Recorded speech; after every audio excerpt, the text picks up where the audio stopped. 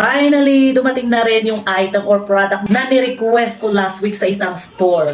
Vogue Accessory Store. Thank you so much sa tiwala at saka sa opportunity. Actually, ito yung pinaka-first na seller in shop na nag-approve ng aking free sample request at ito na nga dumating. Bonggang-bongga, thank you so much. At talagang yung pinili kong color ang binigay nila. Ayan, o diba? Alam nyo ba kung bakit ito yung product na ni-request ko? Kasi ganito yun. Yan.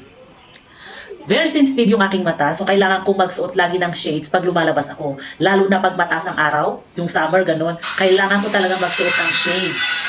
So itong mga shades na ito, binili ko sa kabilang app last year, yata yun. Kaya nasubukan ko na ang ganda ng quality ng shades na ito. So hanggang ngayon, nandito pa rin sa akin.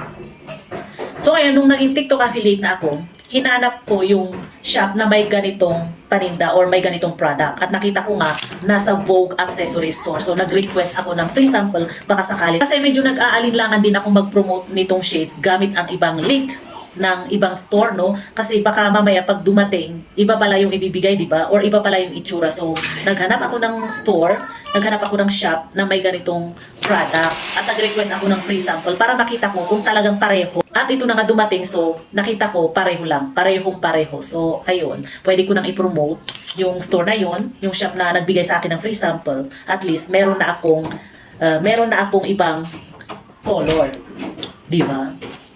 Kaya naman, thank you so much sa Vogue Accessory Store kasi sila yung first na nagbigay sa akin ng free sample.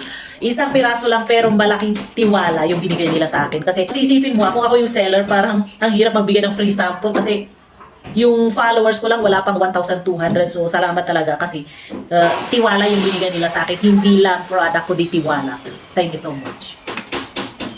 Kaya sa mga naghanap dyan ng shades or sunglasses na magbubukha kang artista, ba? Or yung shades na malakas ang dating, di ba? Maganda. Kaya sa mga naghahanap ng magandang shades, yung talagang shades or sunglasses na hindi lang protection sa mata, kundi pang forma, yung pang-forma ang dating, yung maganda at malakas ang dating pagsuot mo. Ayan, ito. I-follow mo yung isa kong TikTok account kung saan ako nag-affiliate. Doon mo makikita yung link ng shades na ito. No, di ba? Ang ganda. Ayan.